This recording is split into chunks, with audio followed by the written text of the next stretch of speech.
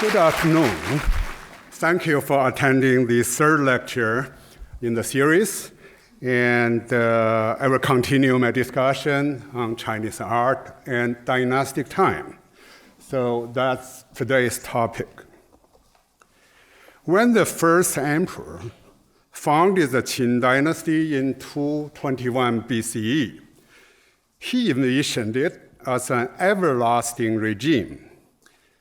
As he announced on the day of ascending the throne, "I'm Qin Shi Huang, the first august emperor, and my successors will be titled by number, from the second to the third to the 10,000s, transmitting the imperial position down to infinity."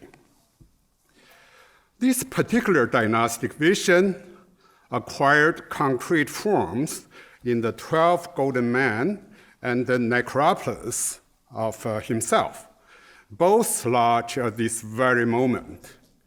As I discussed in the last lecture, with their physical enormity and conceptual perpetuity, these and other Qin monuments simultaneously signify the destruction of the past and the construction of an eternal present. The myth of an everlasting dynasty, however, was shattered in nearly 2 generations. After the first emperor died in 210 BCE, the Qin rapidly declined and soon perished amidst military revolts. One of the rebellion's leaders, Liu Bang, finally defeated the other competitors and established the next dynasty, the Han, in 206 BC. By replacing the Qin, the Han also demolished the belief in an eternal regime and introduced the concept of dynastic renewal. Along with this came new types of images and monuments that manifested this concept in visual and architectural forms. So the first section is dynastic renewal and the mandate of heaven. Basically, I want to give you some background about these 2 very important concepts for understanding Han art and architecture. The concept of dynastic renewal was not new in early Han. It had been a central element of the political philosophy of the Ru school in pre-Qin times in interpreting the past and envisioning the future. As I explained in my previous lectures, the Ru school was founded or initiated by Confucius in the 6th century BCE.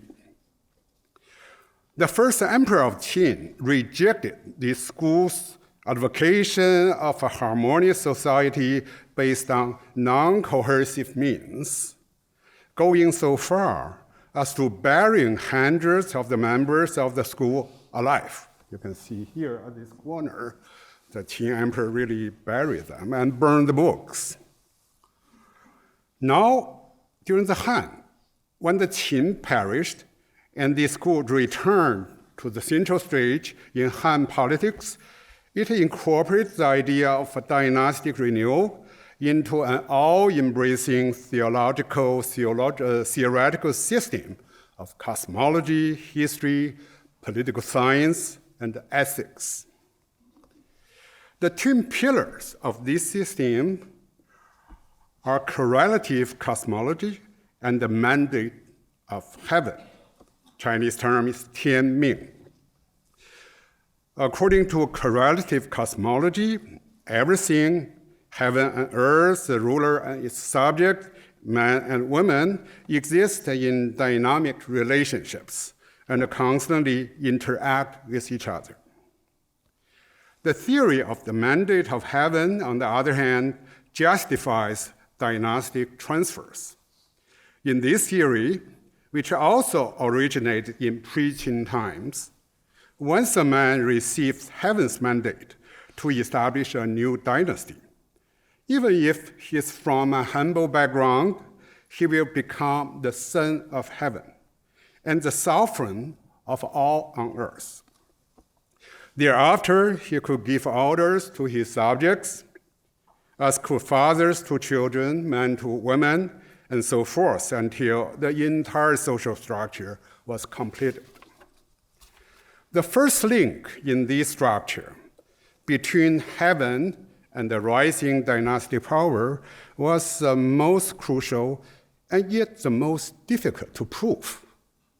The answer that Han Confucius came up with was that since heaven remained invisible, it communicated with man through omens, including mythological or rare animals and birds, as well as abnormal natural phenomena. These are all omens.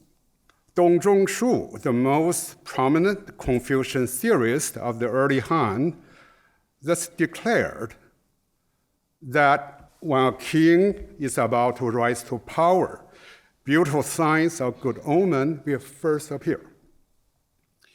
He calls such beautiful signs Shou Ming Fu, or tablets bearing heaven's mandate.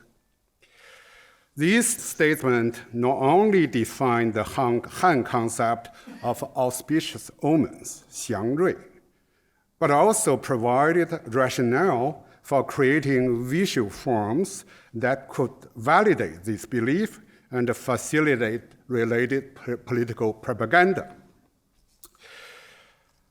Before focusing such visual forms, let me introduce some other aspects of this omen theory during the Han. One idea in this theory is that after providing the dynastic founder with the tablets of mandate, heaven continues to intervene in human political affairs through unusual natural phenomena, it's through omens. The heaven responds to the everyday acts of the ruler by awarding him auspicious omens to express its approval, and also by sending down vindictive portents in response to unjust governance. Under this second circumstance, to retain heaven's support of his dynastic status, the emperor was obliged to modify his behavior and policies accordingly. Therefore, although in theory omens were intermediaries in the communication between heaven and man, but in actuality, they were a vehicle for human dialogue. Omens were used by political authority to support its own mandate, and by others to voice their criticism. When an emperor issued an edict saying the albino fish and multicolored geese have appeared in the capital, sweet dew have fallen from the sky, he was actually trying to persuade people that he was a virtuous sovereign and managing the country well, and that heaven recognized this and has thus renewed his dynastic mandate. A critical minister, however, might submit a memorial to the emperor claiming, since your majesty has ascended throne, we haven't seen many auspicious omens. The unicorn has disappeared in the wilderness, and the Yellow River has ceased to yield divine tax. Instead, we have had earthquakes, landslides, frost in summer, thunder in the winter. Such a dialogue appeared frequently in Han historical records. If you read Han records, you'll see a lot of these kind of strange dialogues just about this different phenomena. So various speakers recast their different ideas and desires as anonymous omens, and thereby all contribute to the popularity of omens as a standard vocabulary in Han political rhetoric, historical writing, literature, and art. The idea of omens also deeply penetrated social life. We read in Han records that whenever an important auspicious omen was reported and verified, the era name of the reigning emperor was changed. New songs were sung, and the whole country celebrated.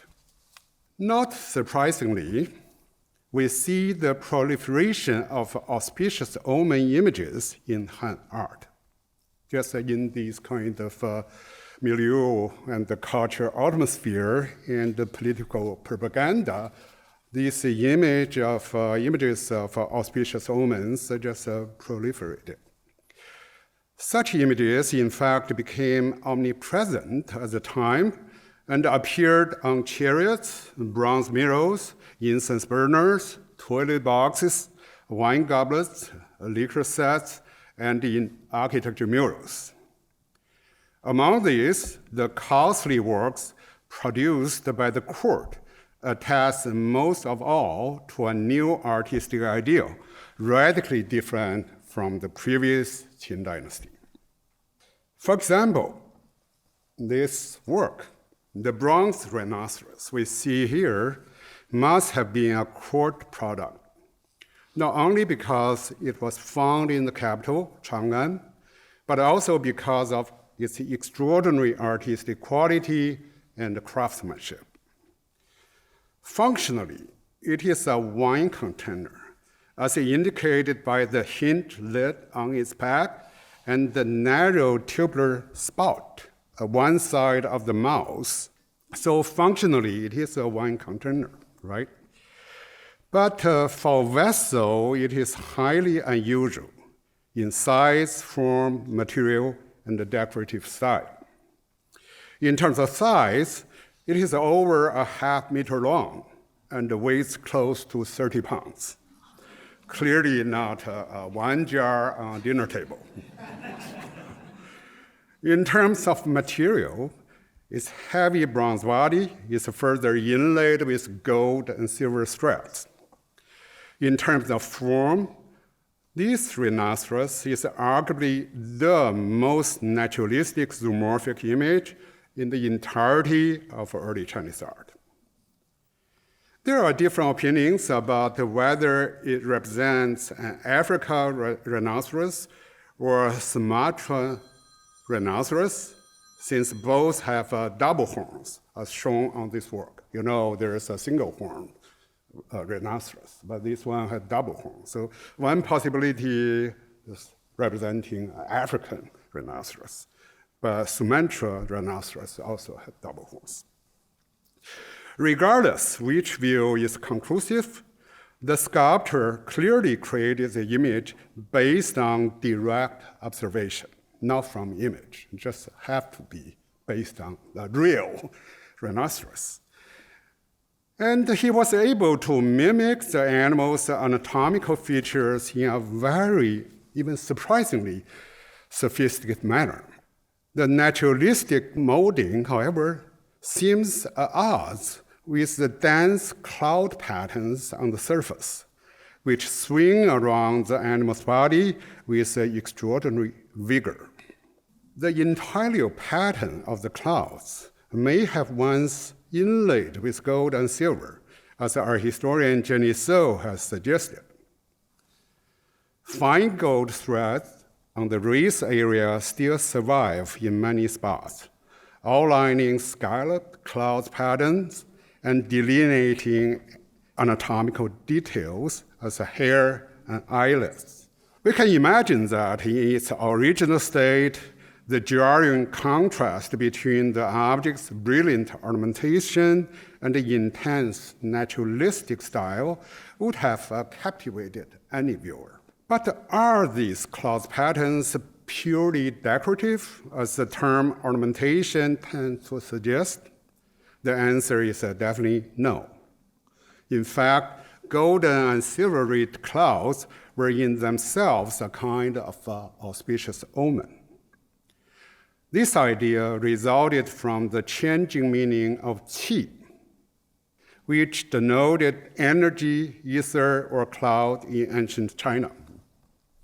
During the Han, qi increasingly became a phenomenon observable with naked eyes, and its observation and the interpretation turned into an important occupation. Professional qi watchers could distinguish variations in the shape and color of clouds, all of which signify heaven's will. Qi appeared in the shape of pavilions, banners, bows, and animals.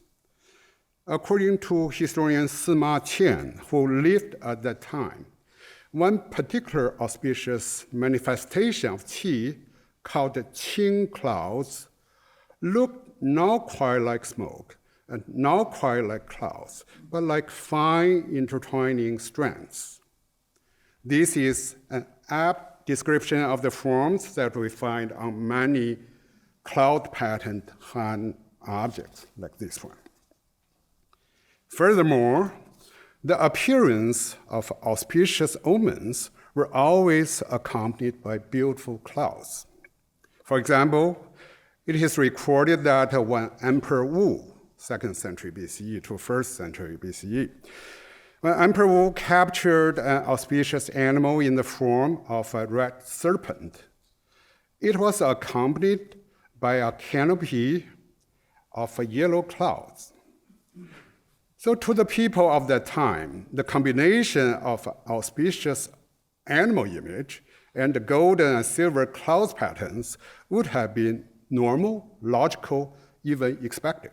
As we see here, there's auspicious animals like a deer here. It's all surrounded by these beautiful clouds. These are dragons like serpents. So the two always emerge together.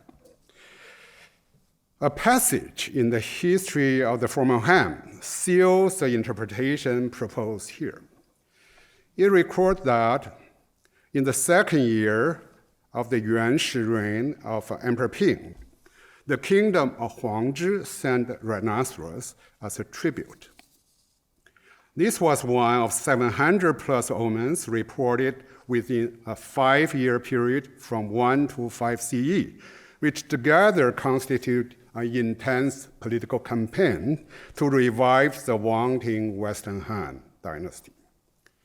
Modern historians have identified the kingdom of Huangzhi differently. There are different opinions. The two-horned bronze rhinoceros supports the identification of the island of Sumatra in Western Indonesia, because the rhinoceros from other Asian locations like India have only one horn. So we can pretty sure, actually, this record refer to rhinoceros sent to China's capital, Chang'an. More important to our historian, although we cannot be certain that this vessel represents the exact rhinoceros sent to the Han court in 2 CE, the connection between it and such diplomatic events explains its highly naturalistic style. Viewed in such historical context, this style served a rhetorical function to demonstrate the validity of a heavenly omen. It's real, it's true. You can see it in the style. This example also leads us to see the emergence of a new kind of literary narrative in correspondence with the proliferation of auspicious omen images. As I introduced in previous lectures, pre-Qin Confucius conceived a linear history of ritual objects in accordance with the succession of the 3 dynasties in the past. Whereas the first emperor constructed huge monuments to mark his own dynasty as the beginning of an everlasting tradition. Although these two visions focus on the past and the present, respectively, both situated artistic creation in large temporal frameworks, stretching hundreds of years, even to infinity. Han Dynasty writings about auspicious omens, in contrast, always approach their subject as individual events that occurred at specific times and places. As heaven's responses to human affairs, these miraculous events confirmed and reconfirmed the spatial connection between heaven and man, without constituting sequential narratives in broad temporal frames. These tags were then classified according to the types of omen recorded into categories such as object omen, strange objects, auspicious objects, and animal omen, and plant omens, etc. And from here, a new kind of historical discourse on art laid a foundation for later writings about divine objects, auspicious images, and enchanted sites. I will discuss these in my next lecture. In addition to connecting heaven and earth, omens and omen images also exerted another spatial significance in connecting China with the larger world. During the 43 years of his reign, Emperor Wu made use of the strength accumulated in the early years of the dynasty to double the territory of the Han Empire, whose western boundary now stretched to Tashkent in Central Asia. The chapter of the Western District, Xi Yu Zhuan, in the history of the former Han, states that following the expansion, exotic things poured in from all directions. These included, according to the same text, giant elephants from the west and the red geese from the east, as well as glittering pearls, iridescent pheasants, dragons, fish eyes, horses that sweated blood, lions, ferocious dogs, and gigantic birds. Many of these items were recognized as auspicious omens sent down by heaven. It is now difficult to imagine the impact these strange creatures had on the people of central China and the inspirations they brought to Chinese art. Let's focus on one particular item, a chariot ornament. It's about, actually I forgot to put the dimensions there, but based on memory, it's not very big. It's about 25 centimeters tall. It is an exquisitely inlaid bronze cylinder excavated in 1965 from a princely tomb at Dingxian in Hebei province. It has been securely dated to the early 1st century BCE, so exactly during Emperor Wu's reign. 4 parallel pictorial scenes cover its circular surface. Gold and silver threads are used to depict 128 animals or birds in a fantastic landscape. A mountain range rises in an upright, spiraling motion, adding a strong dynamism to the entire design. And the pictorial scenes are further overlaid by a web of circles and diamond shapes made of precious stones in an alternating pattern of yellow and green. Again, I hope you can see there's a round forms, yellow, and diamond shape. So it's illustrated here. In the top composition, an elephant obediently follows a rigorous dragon. Since the dragon was a symbol of the Han Emperor, its manifestation as a heavenly omen was the most enthusiastically celebrated throughout the country whenever a sighting was reported. A mahout, sitting on the back of the elephant, and that's here, you can see him here, directs the elephant to lower its head towards the dragon. So the relationship is very interesting. The dragon is here representing the Han Emperor, and these tribute I will mention really try to lower the elephant head. Very subtle. And this driver and the other 2 figures on the elephant back are all half naked with snail-shaped hairdos. Han textual sources identify these features as a characteristic of peoples living in the south. It is recorded that during Emperor Wu's time, a small country to the southwest paid tribute to the Han court by sending in an elephant. When the giant animal arrived, it was considered to be an extraordinary auspicious omen, as a poem attributed to the emperor, the same emperor, reveals. So he wrote, "The elephant, white like jade, came here from the west. He eats the morning dew from heaven and drinks luminescent spring water. This elephant reveals heaven's will, bringing happiness to human beings." So these contemporary words by the emperor himself or his courtier really explain those images. And the meaning is heaven's will, the elephant from the west, a lot of things. To our historians, the significance of this elephant image also lies in the origin of the pictorial motif itself. These two silver discs on the screen are originally part of the Oxy's treasure acquired at Rawalpindi, Pakistan, now in the British Museum. We find the almost identical poses of the elephants and the same number of mahouts driving the beast with an elephant hook.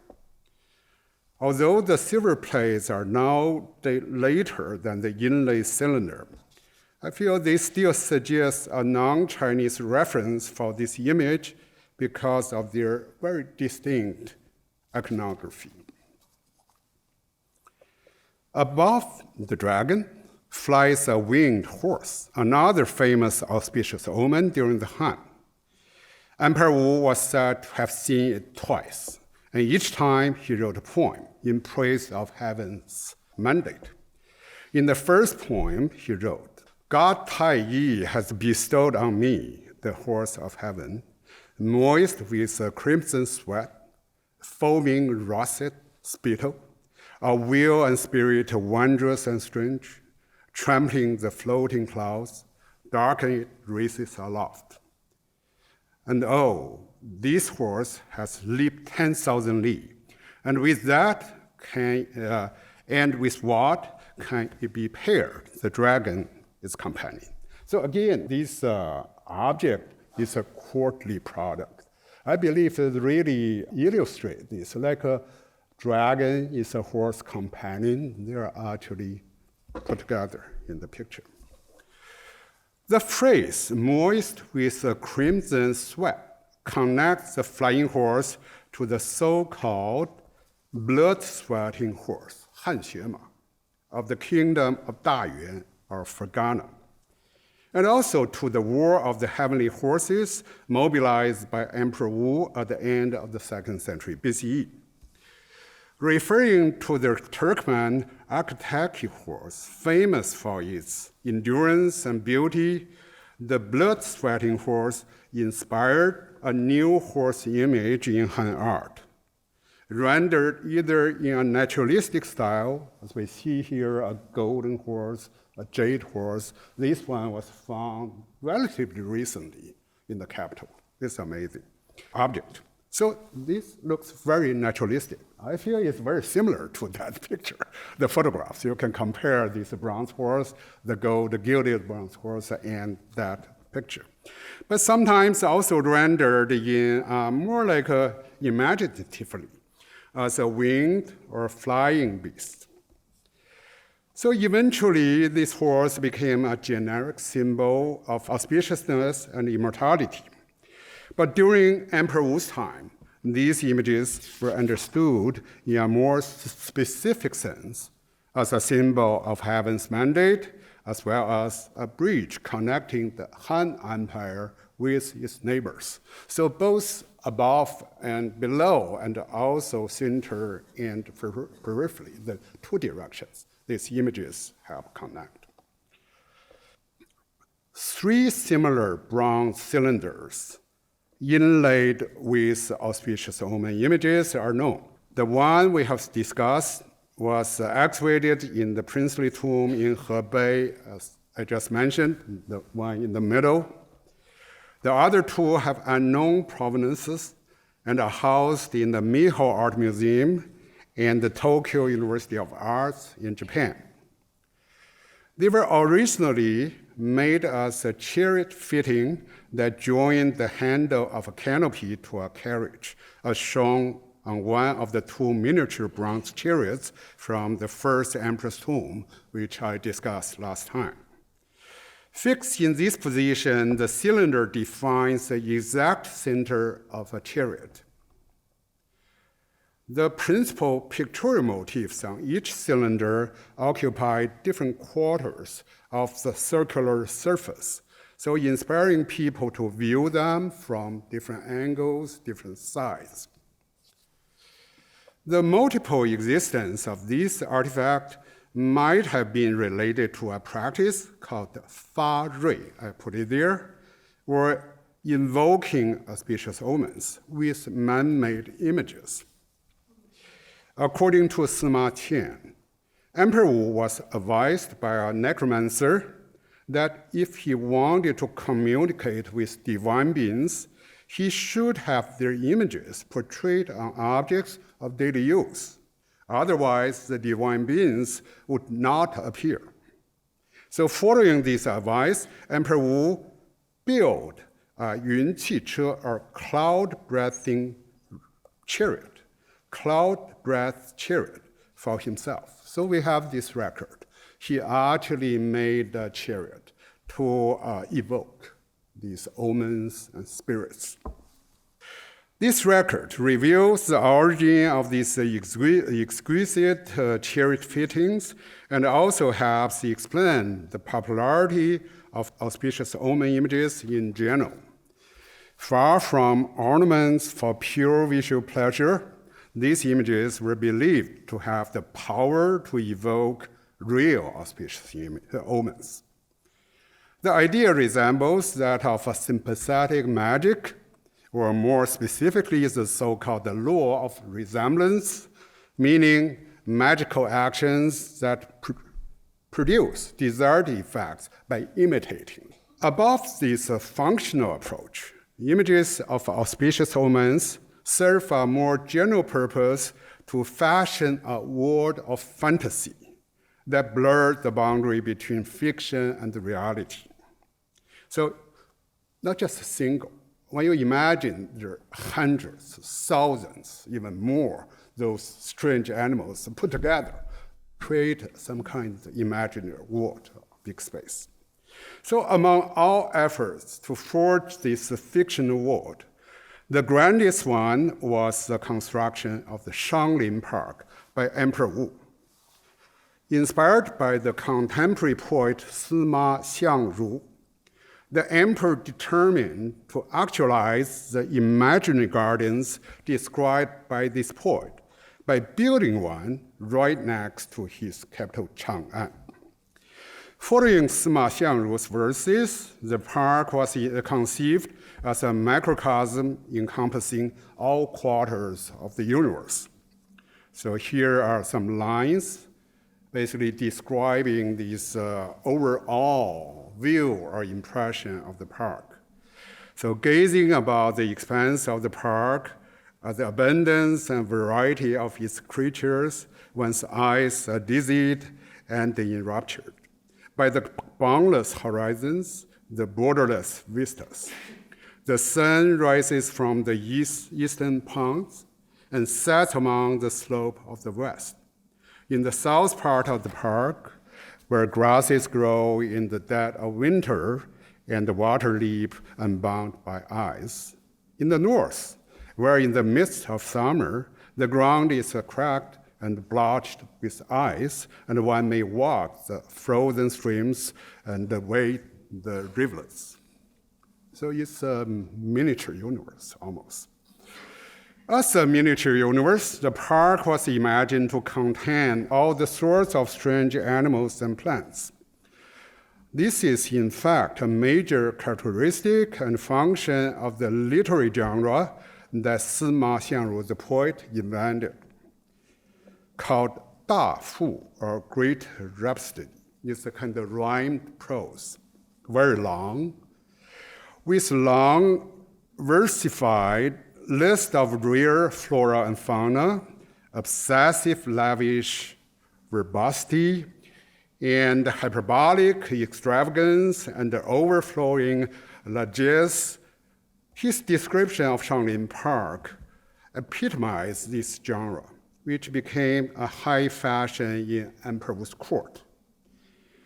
Tamar Qin, a historian of Chinese literature, noticed many images shared by these descriptions and contemporary textiles, bronze and lacquer vessels, and mountain-shaped censers. So there are very interesting parallel between this poetic language and the actual artifacts and their decoration.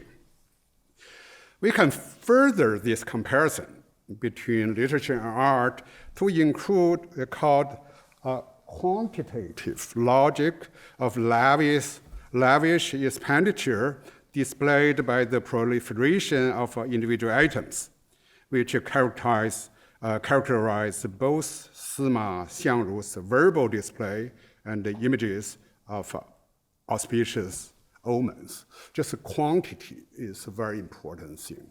The more is better. If you read this poem, it's just like a list of these strange things, plants, animals, clouds, everything.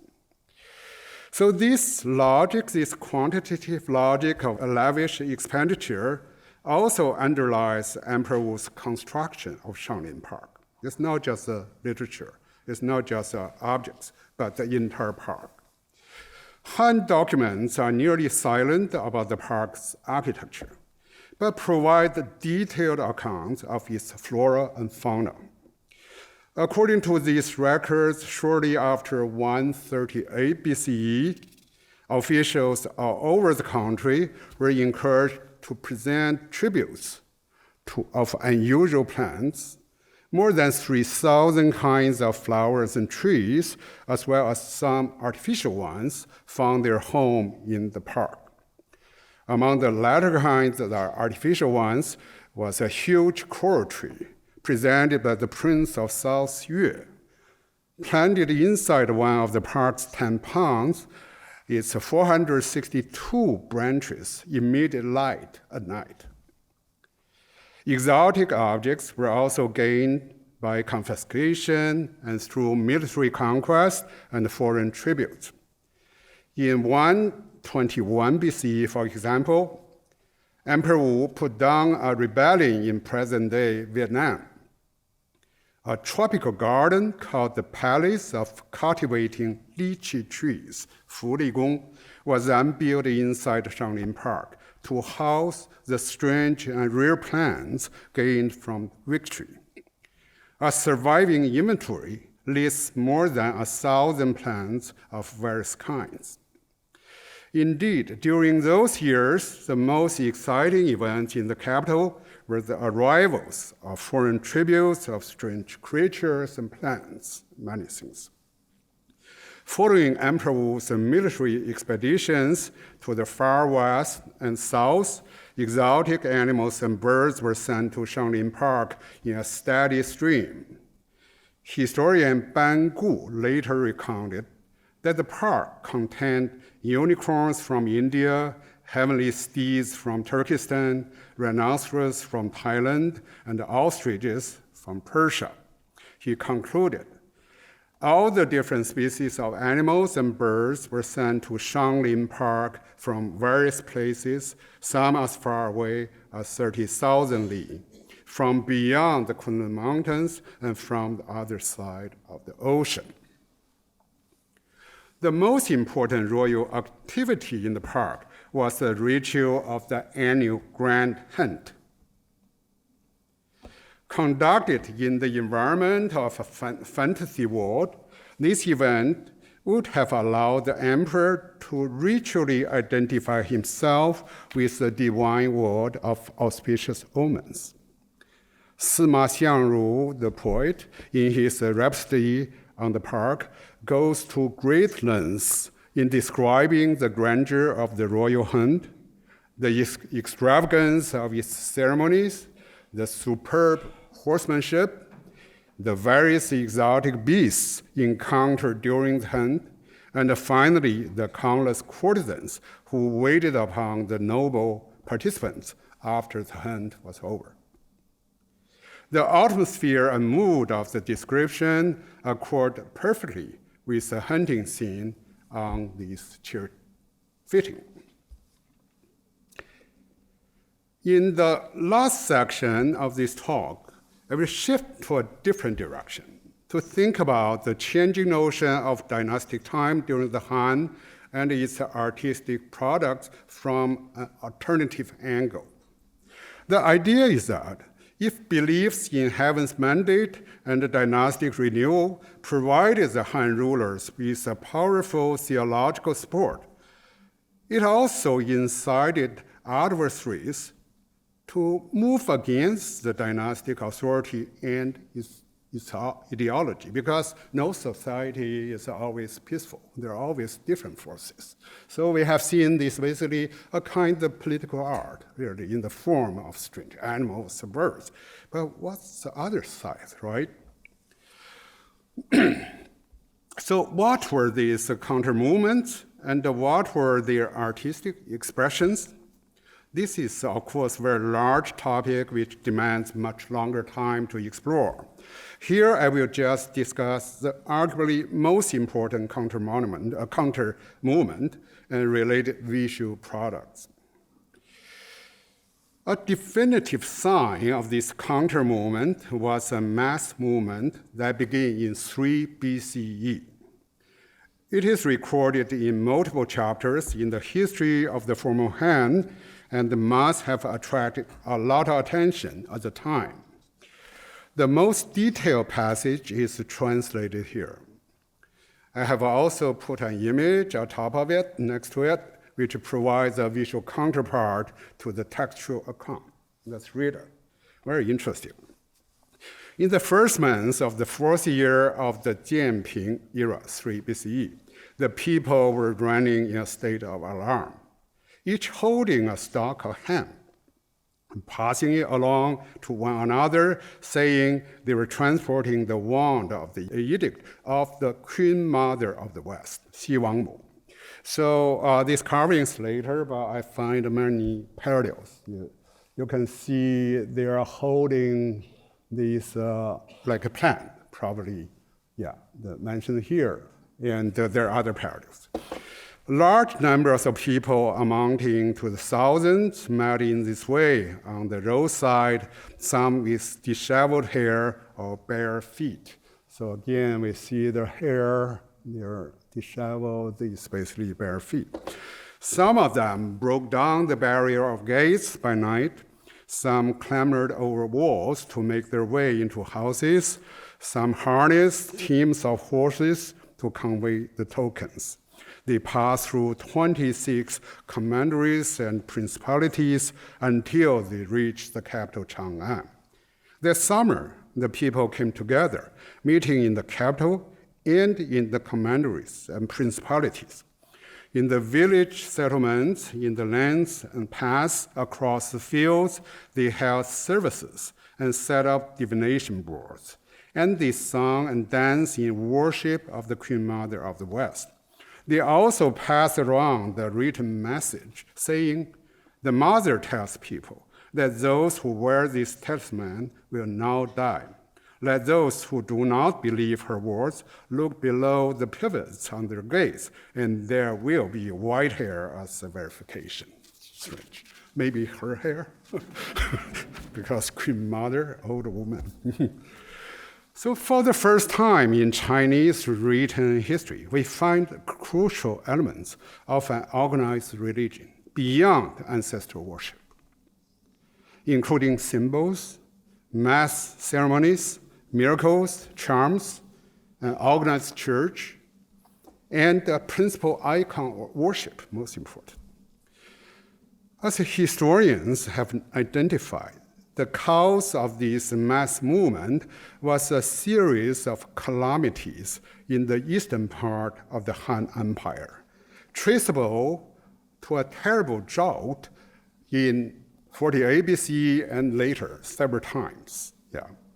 So during the droughts, according to an official record, people died of starvation and the living ate each other, this quotation. Here is very important, I think very interesting point. Just in the theory of a mandate of heaven, it was a firmly established idea that calamities, including droughts, were heaven's way of warning and punishing humanity.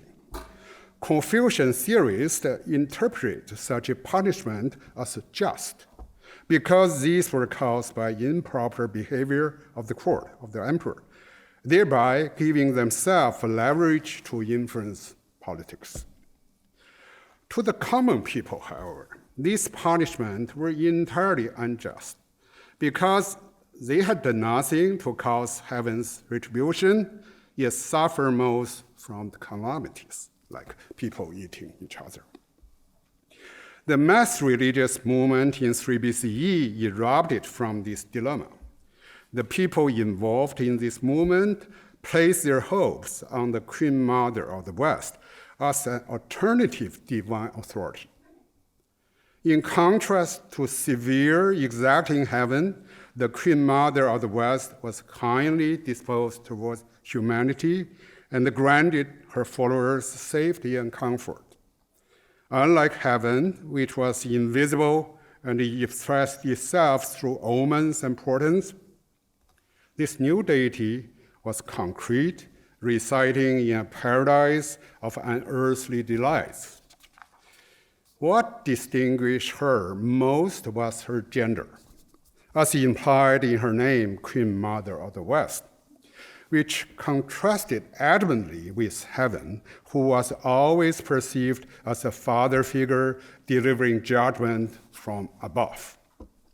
There are also directional contrasts. Heaven is always above, but the Queen Mother from the west, east, that's the place of immortality, of paradise. We can therefore conceptualize the 3 BCE movement more broadly as an anti-dynastic movement. It is anti-dynastic because it abandoned the Confucian theories of heaven's mandate and dynastic renewal, but found refuge instead in a transcendent female deity who embodies the promise of immortality and the eternal happiness beyond this mortal world. Accordingly, the significance of the Queen Mother soon extended far beyond offering worldly solace. She came to be seen as omnipotent, not only able to benefit her followers on earth, but also able to help people gain immortality in the afterlife. Contemporary texts which reflect this view are not Confucian political discourse, but divination guides produced by the new popular religion itself. Among these texts, the Forest Changes, Yilin, contain 24 messages related to the Queen Mother.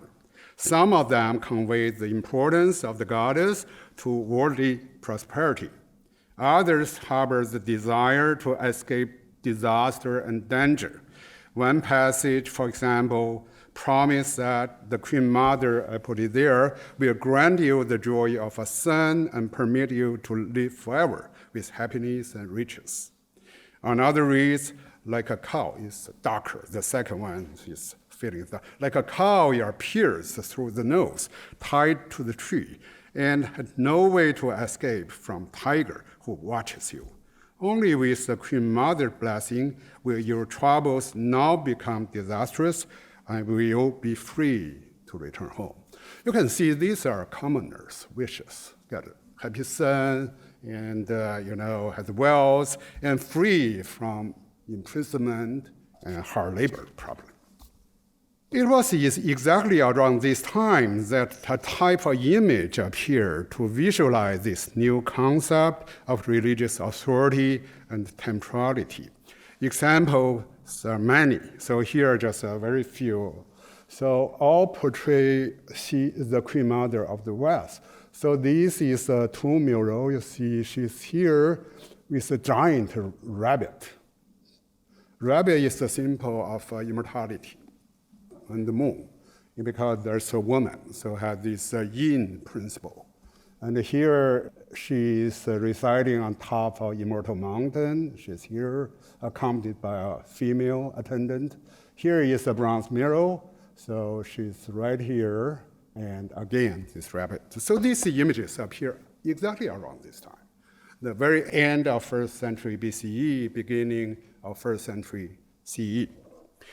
The largest one of these kind of new kind of image is a mural discovered recently, quite recently, in a small tomb in Dingbian County in Shanxi province. Location is very interesting because it's not in the capital. Here is the capital.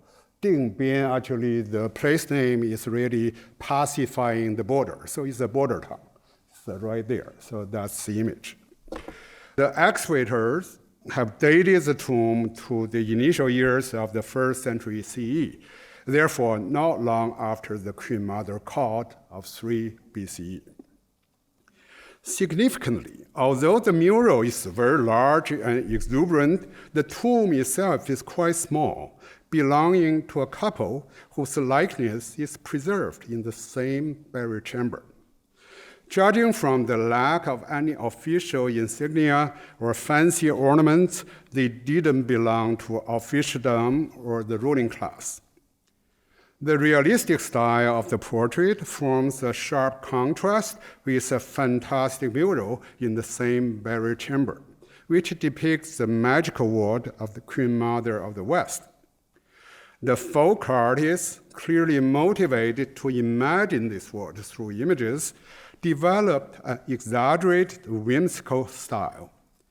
Following a conventional iconography, he portrayed the Queen Mother as wearing a unique headdress resembling the shaft of a loom. You can see that's Queen Mother of the West. You can see the headdress has a horizontal bar. On each end, there is a disc. So it's a part of the balloon. It's, again, connected with a woman, with a weaving. The painter also placed her between two attendants on a giant mushroom, possibly the legendary Lingzhi fungus. These and two flanking mushrooms grow from a cluster of multicolored mountain peaks, shaped like colossal bamboo shoots. These fantastic peaks represent the magic mountain of Kunlun, which was believed to connect heaven and earth at the western end of the world. In front of the Queen Mother, a feathered fairy is offering immortal elixir in a cup.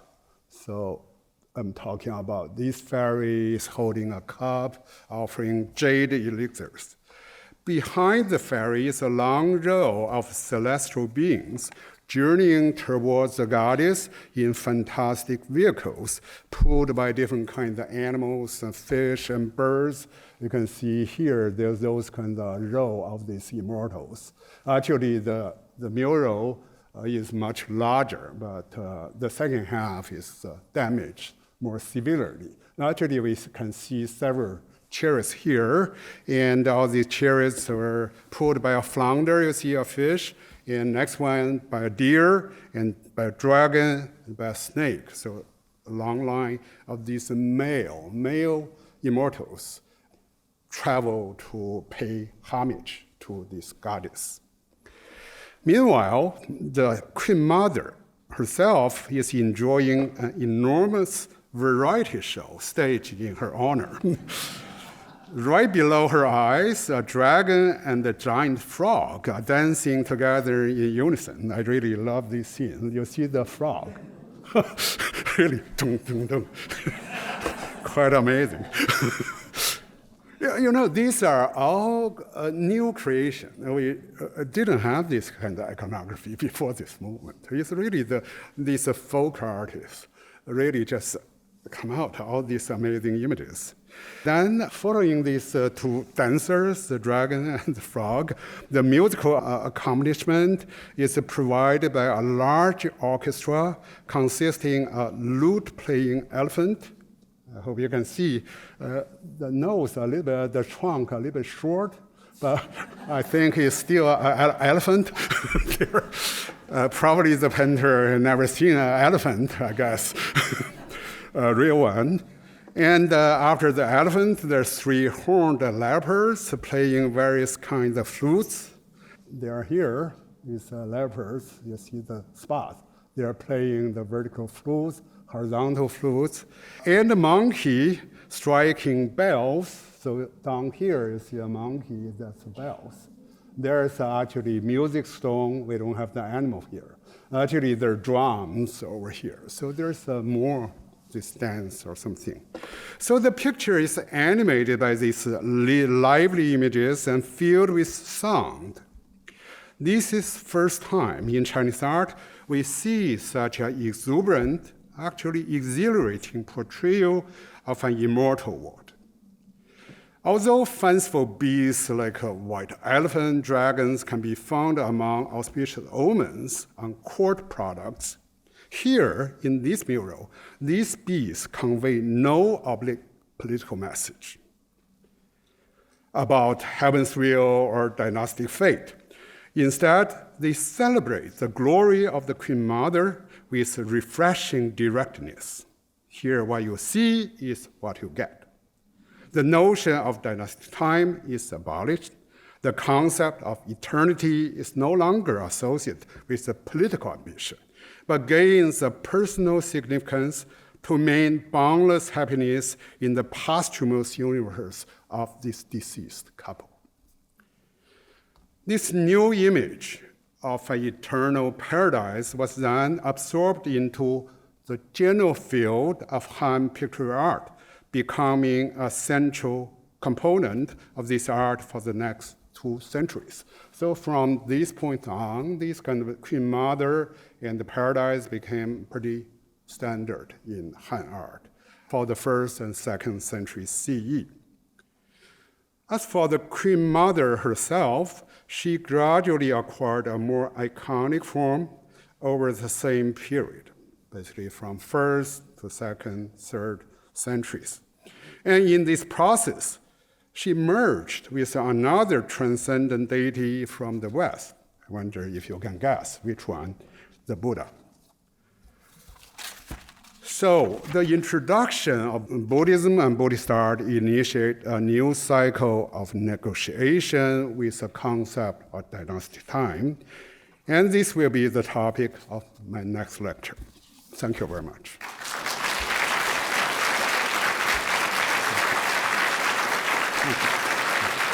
Thank you.